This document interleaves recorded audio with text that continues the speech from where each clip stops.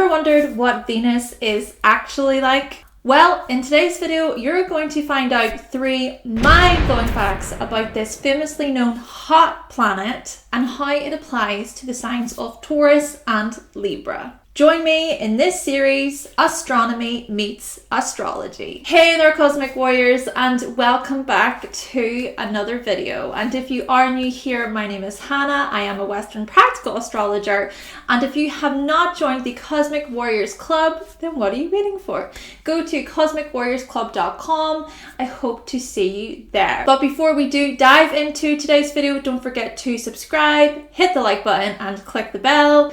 And if you are interested in any of my services, then you can go to hannahselsewhere.com. There you can also find my practical astrology ebooks, guide, and merch. All the links will be in the description box down below. I do hope that you find this video to be helpful today. Let's do this.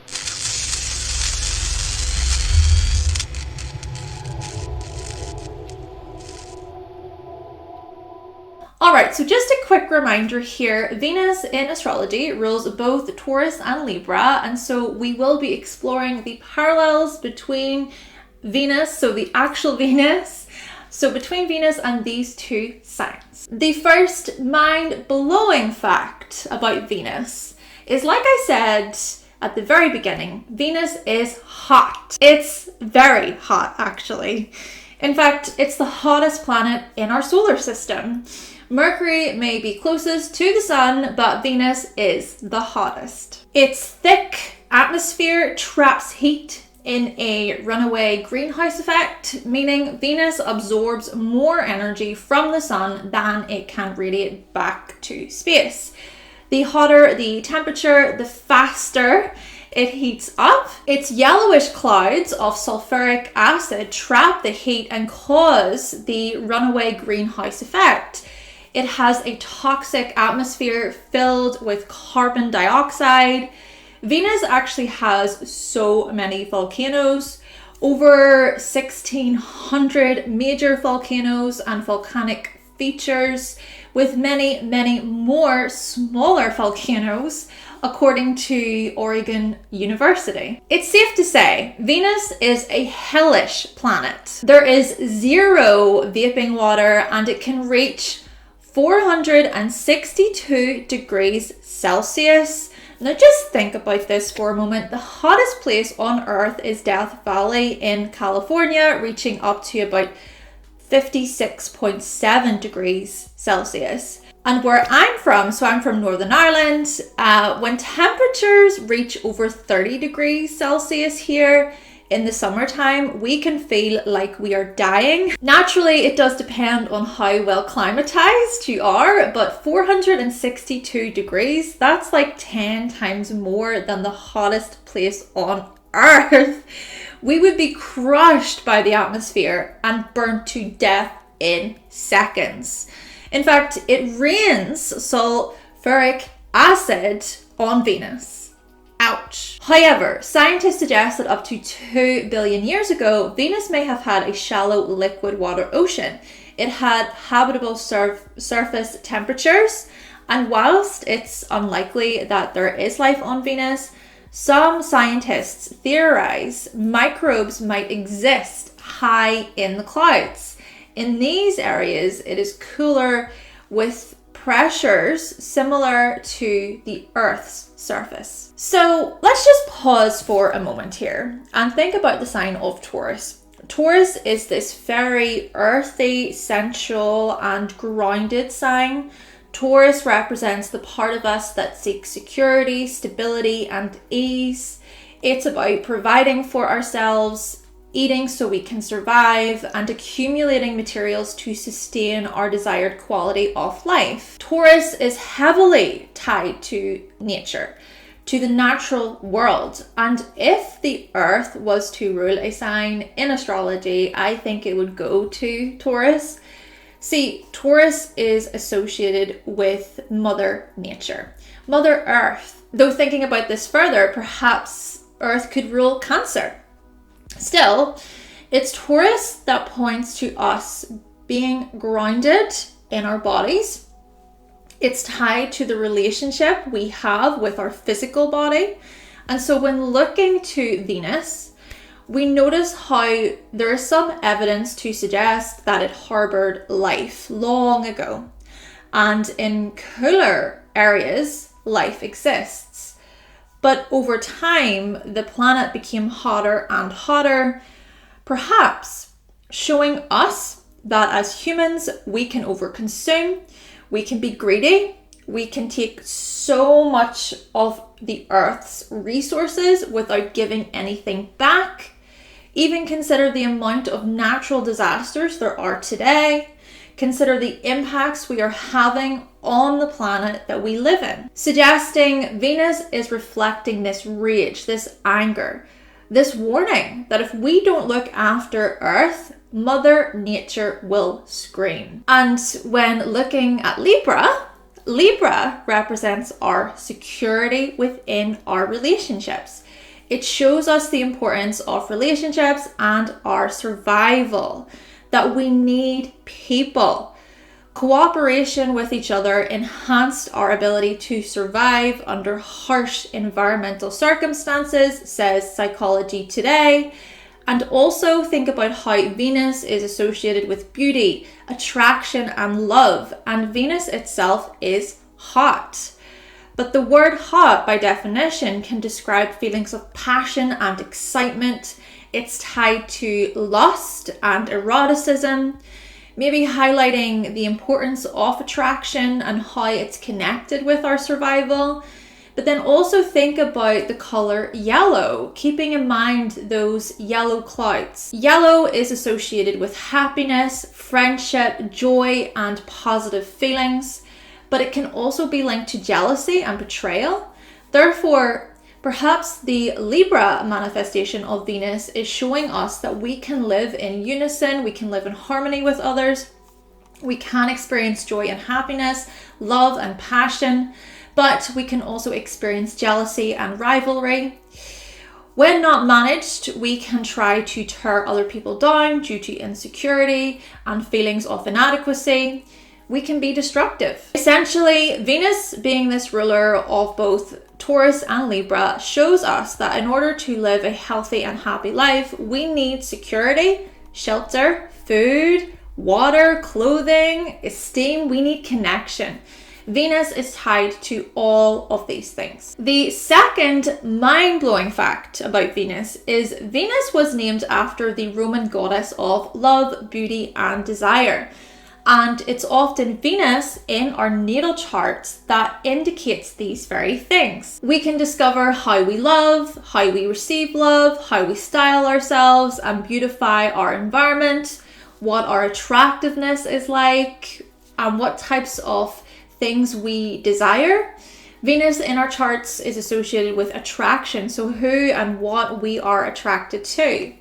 Now, Venus was a very beautiful goddess. In fact, Cupid was the son of Venus, which is so fitting because Cupid is the symbol of Valentine's Day. When you see an image of Cupid, you instantly think of Valentine's Day. According to some sources, Cupid was the son of Mars, but other sources suggest that Cupid was the son of Mercury. And I think Cupid being the son of Mercury makes sense because he is depicted wearing wings and carrying a bow, and Mercury wore winged sandals and carried a staff. But then Cupid being the son of Mars also makes sense to me because Venus and Mars act as this duo in astrology. According to some sources, they point toward the divine feminine and the divine masculine, this union of the two. And if you look at the order of our solar system, Venus is on one side of the Earth and then Mars is on the other side of the Earth. Venus rules Taurus and Libra, Mars rules Scorpio and Aries. Aries and Libra make one axis and Taurus and Scorpio make another axis. These two axes begin the zodiac wheel. So there is this life-giving quality to Venus and Mars. And what's further mind-blowing about this is there is an asteroid in astrology named Eros. This is the Greek version of Cupid.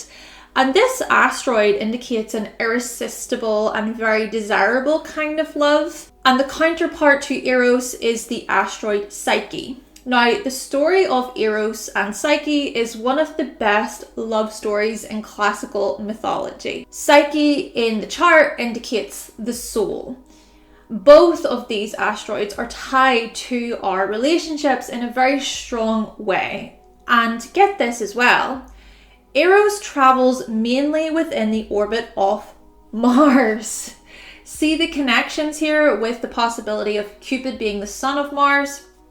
Therefore, when looking to Taurus and Libra in your natal chart, consider the importance of union, desire, love, and beauty. Taurus points to the practical and sensual manifestations of these things, and then Libra points to the social and idealistic manifestations of them. However, it's also important to note here that to the Greeks, Venus was named Aphrodite. Aphrodite had two divine lovers. Vulcan was her husband, and then there was Mars. Apparently, she cheated on Vulcan with Mars. Also, she hated competition. She couldn't stand it when other goddesses received more attention. When she saw them as more beautiful, she would go into this rage. Remember that hotness of Venus? Yeah, what is hot can burn us. Hot can show up as anger, as rage. And the color yellow can show up as jealousy. It can represent rivalry. And according to myth, Aphrodite felt that Psyche overstepped her place. Psyche was this mortal princess, and remember, Psyche and Eros were in love. Eros being Aphrodite's son here. And when men turned their worship away from Aphrodite and onto Psyche, Aphrodite ordered Eros to make Psyche fall in love with hideous men, but Eros fell in love with her by accident and took her to this hidden palace for safety. Eros hid his face. Psyche's jealous sisters tricked her. Eros and Psyche lost each other. Psyche ended up being of service to Aphrodite, and then Psyche ended up in the underworld and was reunited with Eros. They actually married. And so when looking at Taurus and Libra in your natal chart, consider things like seduction, infidelity as well, jealousy, and rivalry. Consider the power of attraction and beauty, how it can be used with good intentions, how it can also be used with bad intentions. Also consider your self-esteem, your self-worth. So how likely are you to tear someone else down because you aren't comfortable within your own body, or you don't like the way they are receiving more attention than you? And at the same time, we can strengthen our self-esteem. We can reach a place of self-acceptance. We can get to this place where we don't put so much focus on gaining approval and attention from other people. Naturally, it's nice to be validated. It's nice to gain some type of attention from others. And we do need to feel loved and appreciated. But when we are dependent on such things, we can run into issues. And the third mind-blowing fact about Venus is known as the morning star in the west and the evening star in the east. In fact, Venus rotates on its axis backward, all whilst most of the other planets are rotating anti-clockwise. And so what happens is the sun rises in the west and then sets in the east on Venus, which is the opposite from what happens on Earth. And then Venus is the first star seen after the sun sets, and then the last to disappear before the sun rises. But things can change depending on the time of year. It is also the second brightest object in the night sky after the moon. Still, it's the brightest planet in the night sky. So what does this tell us about Taurus and Libra? Well, if you think about it this way, both of these signs are representative of attraction and beauty. We've discussed this. Is it any wonder the Romans named Venus after the goddess of love and beauty? I'm sure they were mesmerized by Venus's appearance, by how stunning, by how gleaming it looks, suggesting Taurus and Libra display these stunning and attraction-grabbing qualities. Try to maybe think about times when you get all dressed up, you freshen up nicely, you put on clothing that suits you perfectly, you wear your favorite colors, your favorite lipstick, you wear your hair all nice. Think of how good you feel when you do all of these things. You might turn some heads with your appearance, with your beauty, with your style, with your charm. You might even find that other people are interested in you because your personality shines through. And the reason for why it does is because you feel really good about yourself. You feel secure within your own skin. But putting attention from others to the side here, consider your feelings. Consider how much you accept yourself. And even at the end of the day, when you get into comfy clothes or when you decide to relax without all of the glamour, etc., you still recognize that, you know what, I'm attractive. I like how I look. I'm satisfied with how I appear. Whether I dress up or I dress down, I know my worth. See, it's both of these signs that highlight such realizations. They are signs of self-acceptance and inner security. They both show that there are times when we dress up for a special occasion, okay? And then there are times when we can chill out and wear something more basic. But essentially, it's about appreciating these two sides of ourselves, or these many sides of ourselves. It's about valuing ourselves, because after all, it's called self-worth. Even consider the second house, the house ruled by Taurus. This is where we strengthen our self-esteem. But if our self-esteem wasn't nurtured, it wasn't supported, we can experience feelings of unworthiness. We can experience greater feelings of jealousy. Naturally, such things can be worked on, okay? And then I suppose as well, it's recognizing that jealousy as an emotion itself, it's not inherently bad, but it's being able to explore what that feeling is saying about us. And then consider the seventh house, the house ruled by Libra. This is where we strengthen our relationships. But it also shows us how our self-esteem is directly linked to our relationships. And so it's within this house that we direct our energy outward, and we see how others act as mirrors, what they tell us about ourselves. We can work together with others, we can gain feedback. But if we did not receive any positive feedback from our parents, from our caregivers, we might feel as if we are unworthy. We might also choose partners who reflect our feelings of unworthiness. We may choose partners who are very disrespectful. And again, such things can be worked on. Maybe by receiving positive feedback from lovers, from friends, and so on, we can see that we are worthy, but at the same time, it's about us allowing such words to penetrate. It's about accepting their love and their kindness, further pointing to the importance of us strengthening our self-worth. The one more point I do feel the need to mention here, consider how Venus is this hellish, super hot planet, and how beautiful and gleaming it looks from Earth, perhaps showing us that yes, beauty is important, but beauty is only skin deep. And there is often more than meets the eye when it comes to people. Okay then, Cosmic Warriors, so that concludes my video talking about the 3 mind-blowing facts about Venus and how it applies to the signs Taurus and Libra. I hope you found this video to be helpful. Did you learn something new? Did your perspective change? Do you have any fun facts to share with me?